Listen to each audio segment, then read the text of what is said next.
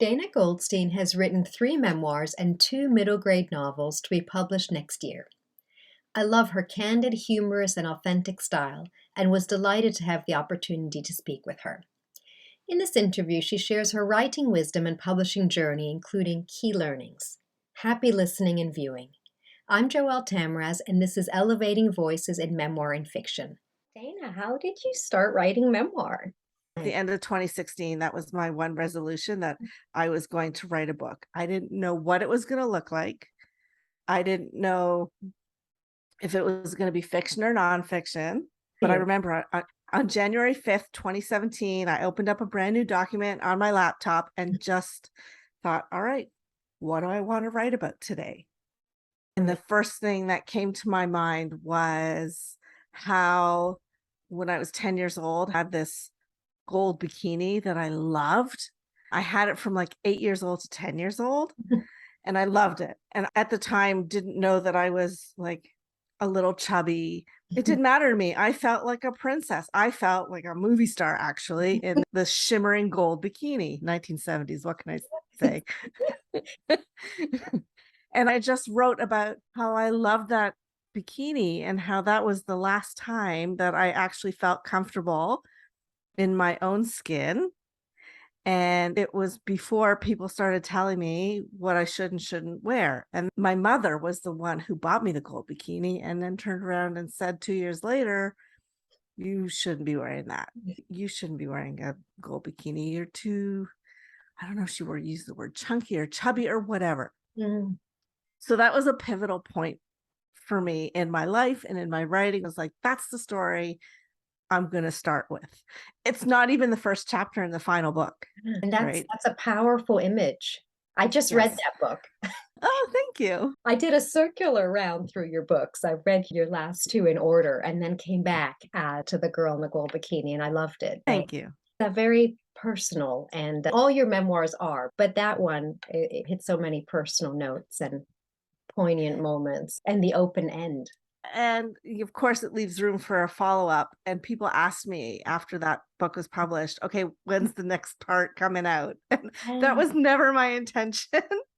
But as a memoirist, I just can't stop the voice. Whatever happens to come out of me next, which happened to be the book about menopause, was the next one. And then when I finished that one, I was like, all right, what's next? What am I going to write about next? And I couldn't stop thinking about the 10 years that I sucked as a retail manager. And I thought, oh, there's some good stories in there. I just wanted to tell them. So I went from like this, like The Girl in the Gold Bikini, which is pretty general as a memoir. Like, well, a lot of people can relate to a lot of the stories in there, to very niche. Yes. So menopause, to even smaller niche of a retail world.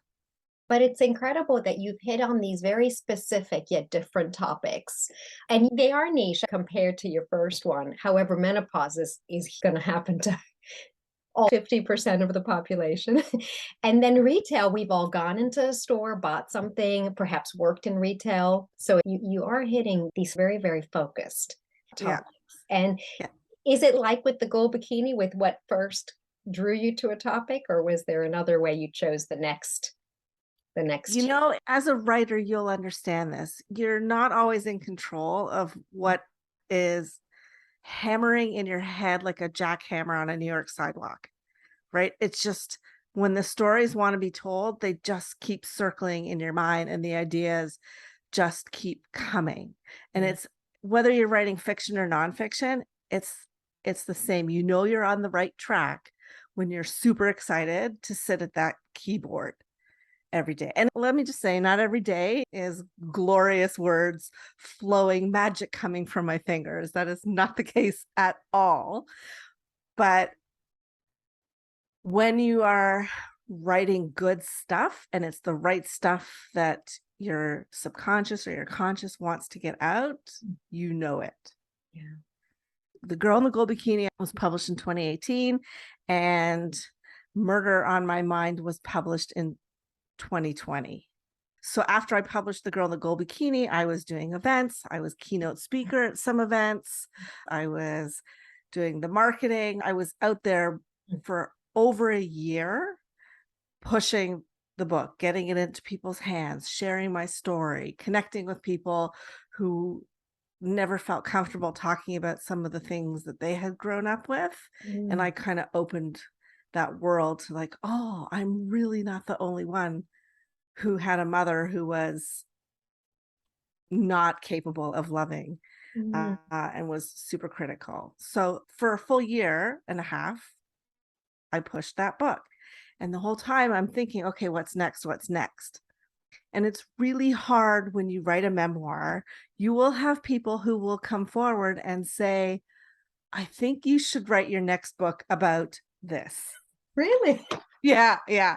Because this weird thing happens when you publish a memoir, strangers feel like they are your friends and Yeah. they know you and they can send you emails or fill out a contact form and say, this is what you should write about next. That's a compliment in a way that they feel so connected to what you wrote that they can now say, "Dana, let me give you what I'd like Yeah, to let hear me more about." absolutely. I agree with you. It's a total compliment. But I'm just like this one girl who just writes some stories. But the menopause one then came to you not from one of those contact forms. I think what happened with the menopause book was because the way I have to process is I have to plant the seed in my brain and then just go do other things. Okay. So, in the meantime, between writing The Girl in the Gold Bikini and Murder on My Mind, I was busy with middle grade fiction. So, I have two middle grade books with a publisher that one's coming out next year, and then book two 6 months after the release of the first one. So, I went away from memoir for a while, but the whole time I know it's playing there in the back of my mind and waiting. And then one day I was like, oh, I think I have chapter summaries. And it just comes out of nowhere, like I'm having dinner with my family. And I'm like, wait a minute. When I started the outline for Murder on My Mind, and I don't do like a full on chapter summary, I just write chapter headings for memoir and sometimes a few little notes. So I made this list of I don't know, 24, 25 chapters, something like that.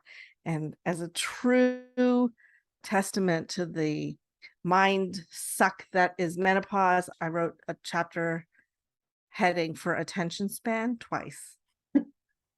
And this is in a 15-minute session. That was clearly on your mind, other than murder. Yeah, yeah, exactly. That one just sort of came about quietly. And then Spent was more consciously trying to decide what the next memoir would be. In 2018, I published The Girl in the Gold Bikini. In 2020, I published Murder on My Mind. And in 2021, I published Spent.